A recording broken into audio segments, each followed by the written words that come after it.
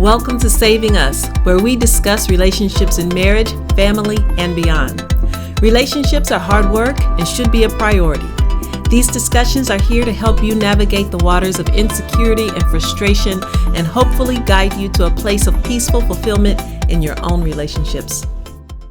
Welcome one, welcome all. In today's episode, we're going to discuss the positive and negative effects that our in-laws have on our marriages. In-laws. Yes. When you get married, you don't just marry one person.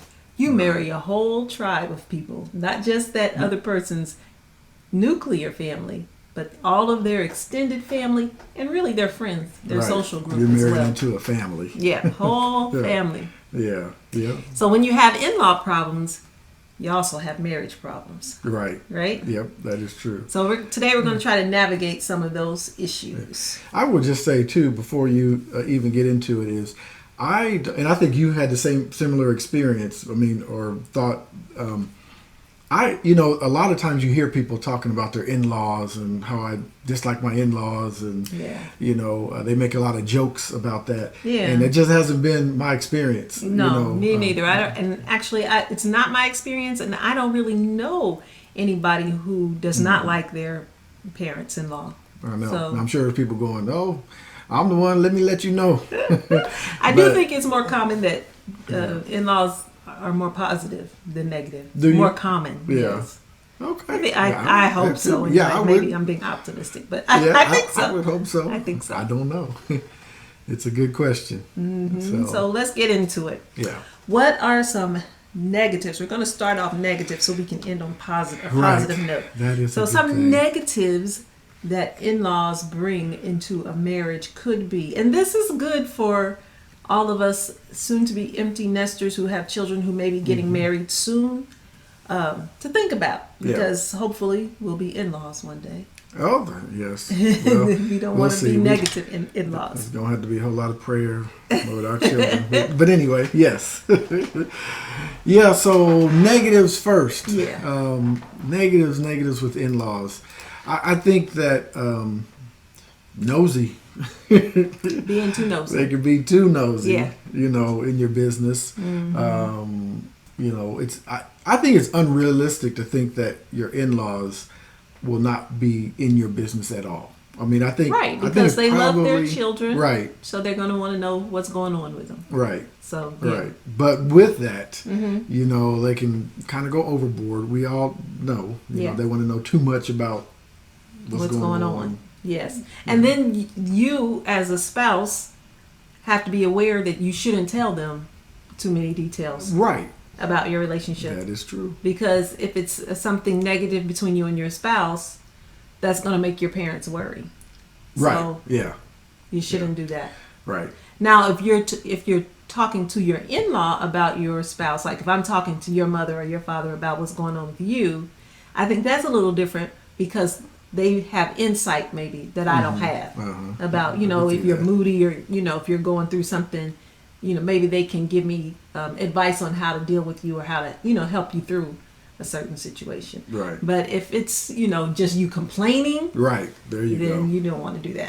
Right. Right. That's true. And I mean, that's, you said it earlier. If you have in-law problems, more than likely you have marriage problems. You have marriage problems, yeah. And, you just have to think as a spouse how you feel about your spouse talking to their parents or parent, about you all the time and complaining. It's just like anything else. Instead of you can come to me because we're the ones who are married, right? Versus that. If you just go to them and say, "I hate it when they do," they always doing this, or right.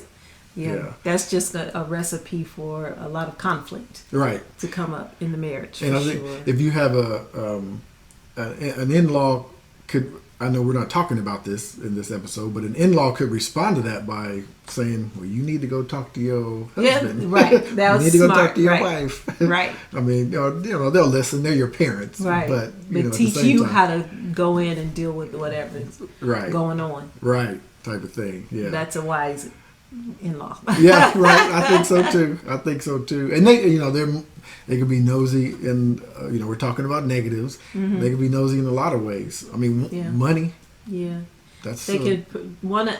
out of the goodness of their heart, or maybe out of good intentions, Right. they might be a little overbearing with how much money they give to the couple. If they're at a time when the couple needs to learn how to work things out financially, and how to build from what they have, and not rely on their parents or outside forces to always provide something. So that's kind of a delicate balance. I think, especially if you have grandchildren involved, because grandparents don't want to see, the grandchildren going without. And there's a difference between, I don't have money to buy formula or diapers. Right. Between that and I don't have money to buy this toy. Right. Exactly. So that's different. Yeah. Yeah. I mean, I think that could be a big thing, because I know there's instances where, as parents, you say no, and it's more, the reason is more than I don't have the money. Right. I mean, a lot of times it is that, depending on what they're asking for. Yeah. I want the latest Xbox or the whatever. It's like, well, you want that, or do you want shoes? Right. And your child would choose Xbox, but you're the parent, so you say no. Right. And but even in other cases where you have the money, you just may say no. That's not a good investment, or you haven't been doing well in school, whatever. I mean, it could be a ton of reasons, right? And your in-law, the grandparent, when they take them, they're like, "Oh, I'll just get that for you, baby. Don't worry. I'll talk to your mama." Right.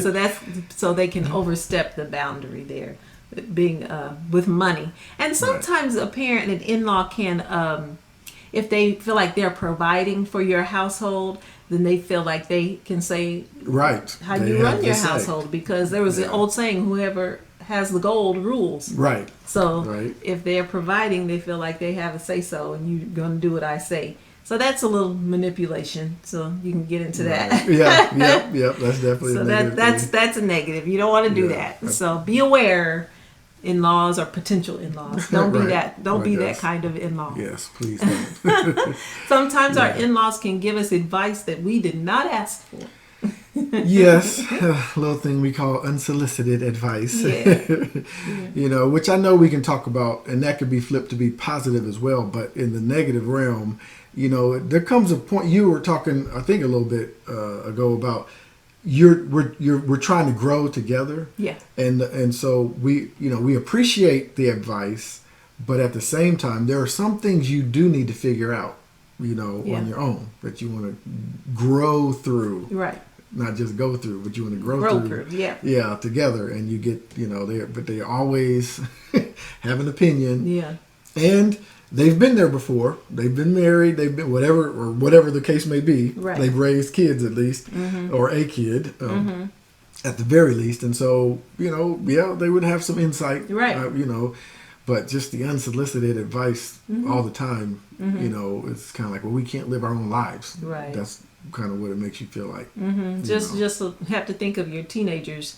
They're trying to live their own lives, and you as a parent are looking at them saying, that's probably not a good idea. You may not want to do that. And they're like, let me live my life. Right. So it's the same concept. Yeah, I know. So you got to know the balance there. You know where to step in so that they don't fall off a cliff and kill themselves, and where to, kind of back off. Back off and say, well, you can go through that.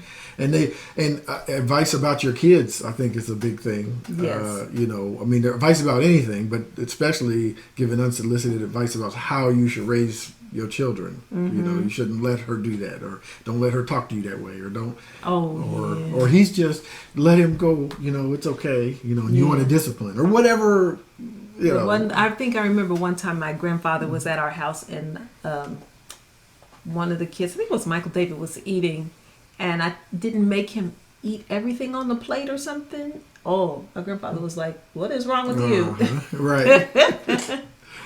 So different things like that, right. That may change, from generation to generation. Right. Exactly. Yeah. That's a difficult thing, that unsolicited advice. Also, they give you advice about what role you should play in the marriage. Yeah. Like maybe they may think that you should have traditional roles as husband and wife. Right. So whatever that means to your family. But what if you all, the two of you, don't work that way? Maybe it's the opposite. Or, you do some things that typically a guy would do, and maybe he does some things typically the wife would do.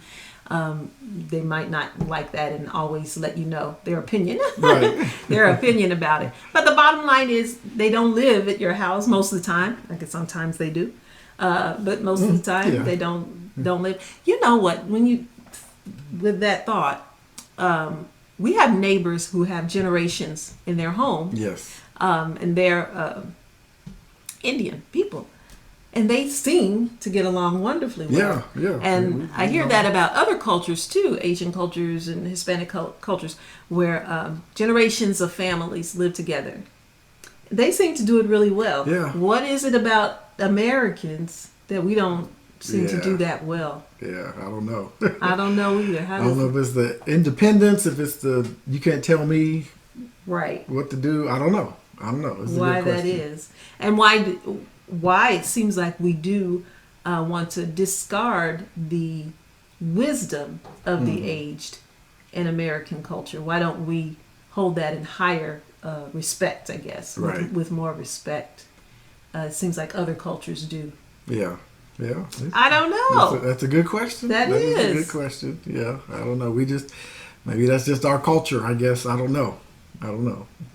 I think we could look at other cultures and take some positives. Right. Think about incorporating them into our lives, because it seems like it would be beneficial for children in the house to see the aging process and see how to take care of your parents as they get aged, and just to have those different roles in the house. It seems like it would be advantageous for younger generations as they get older. Right.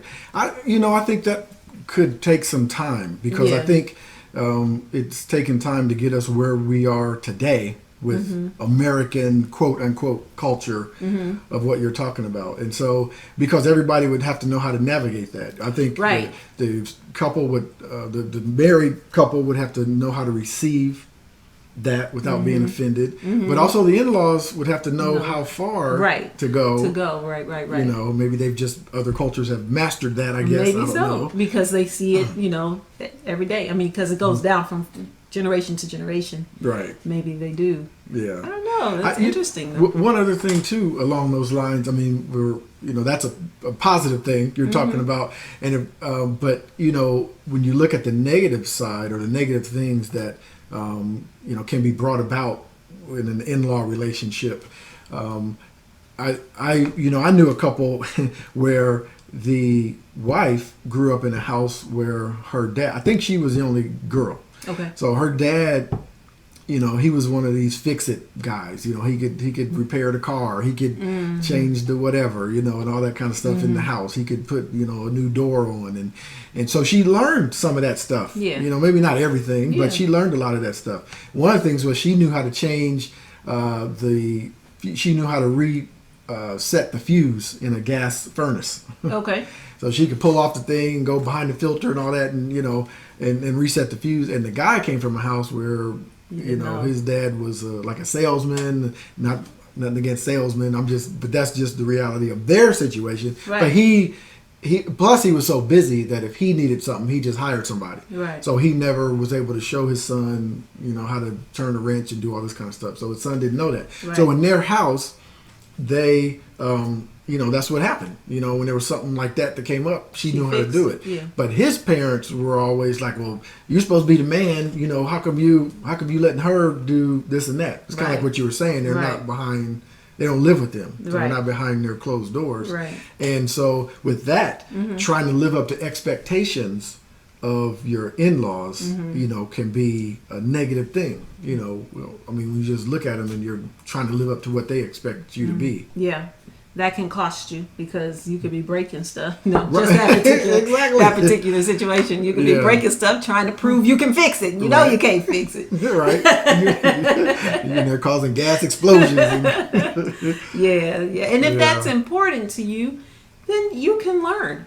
Right, You know, right. you can learn how to do those kinds of things. Or you can just explain. Maybe you don't like doing that kind of stuff. Right. Just say, I don't like it. And the other person does. So I'm going to let them have that because Right. I don't want to do it. Right. And so, everybody just move on. Right. Right. It's so true. It is so true. But when in-laws do that, if they comment on what they think what their expectations are of your marriage, then they are really trying to sabotage your marriage. Right.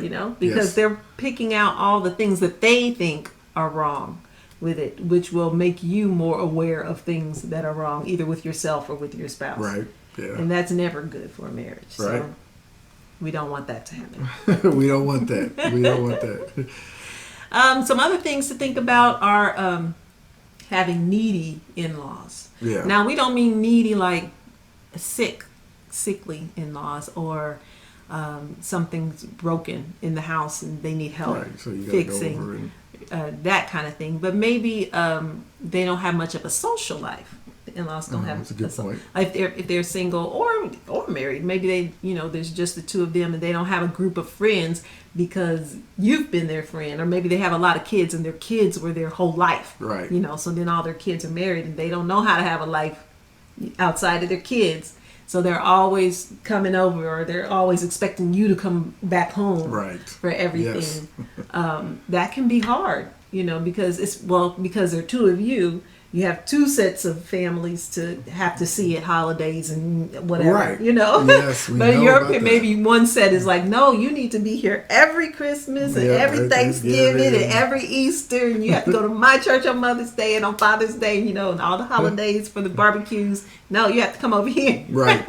Like, no, wait a minute. Yeah. I have another family we have to see too. So we have to think about that. Right. And and with that too, I think that you have to think about, if you have a needy parent, then you have to think about how your spouse might feel. Now, again, I'm not talking about necessarily right or wrong. I'm just talking about feelings. And this does weigh on a marriage. So if you're always spending time, for example, with your mom, 4-5 days a week, and there are things in your own family that are neglected, that's just could be time. Right. I'm not talking about even chores. I'm just talking about time. Yeah. You get jealous. And is that right? I'm not saying it's right. Right. No, it's not. But I'm just saying, but those are things you have to think about. Because when you get married, your spouse has to be first.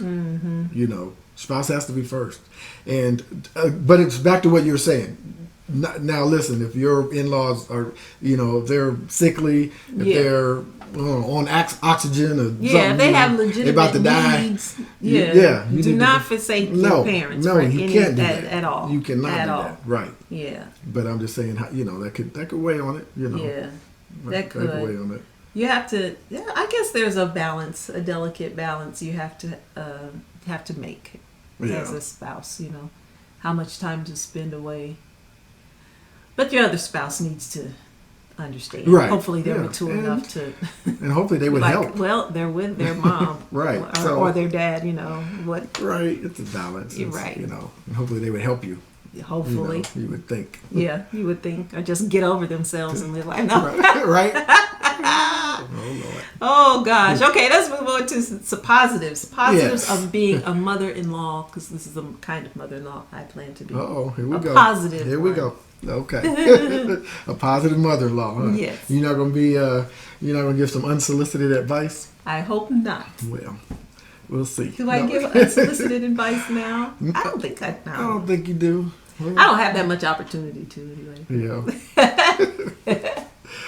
No, but you're right. Because we said it at the beginning, neither of us have had that experience where our in-laws are, it's like, I can't, I love my mother-in-law. She does make very good sweet potato pie. That helps. That helps. That helps a lot. But, All right. I don't love her. Mom, I don't love you just for your sweet potato pie. But anyway, there's a lot of positive things. Yeah, they can give good advice because they've lived You talked more about it. life Right. than Obviously. us. So they can have a lot of insight in places where we don't have in every area of marriage. Right. If they've been married for a long time, or not, because they can tell you what to avoid. Right, exactly. They live if life. They haven't. Yeah. If they still living, right. Then They can give you information, and it'd be smart to listen, so you don't have to make the same mistakes, because we tend to do things we grew up with. Right. So you don't have to do that if you listen to the experience of other people. Right. So that's a positive. Yeah. Just with that, real quick, is earlier I was saying that the couples sometimes want to discover things themselves. They want to grow together, so you want to make your own mistakes. Yeah. But I think there's another side to that coin also. I think it's true that there are things that all of us, period, have to go through as people and make our own mistakes, so that we'll see, like, you've got to touch the stove yourself before you really believe it's hot versus somebody just telling you. Yeah. I think, though, there's two sides to every coin, and the other side of that coin is, do you really have to go through everything? You know what I mean? Like, do you really have to touch the stove to know that if somebody tells you the stove is hot because they touched it before, right, why do you have to touch it to know that it's hot? Some people do because they just hard-headed. Right. And it does become real. I understand that. But it's what you're saying. They give good solicited advice. And why do we have to go through some of the things that we go through when they told you? Well, like you said, because you're hard-headed. You don't want to listen. You feel like true. they don't know what they're talking about, which is so silly. It is silly, but but that's life. Yep. That is life. Yep. Yeah. Another great benefit of having a good mother-in-law or father-in-law is that they are trustworthy babysitters. Oh yeah, if you have children, yeah, that's for sure. Or pets. Or pets. Yeah, pets. Sometimes they're the same, but anyway. Right. Yeah, they can take care of the babies, and if you don't abuse that, they are usually happy to. Yes. Yeah, don't abuse it now. Don't just keep dropping off the kids over your mama's house every time y'all want to go for ice cream or go, Go see grandma every Friday to every Sunday. There you go. Right, exactly. All weekend we dropping off the kids. You the grandma, you want to see them.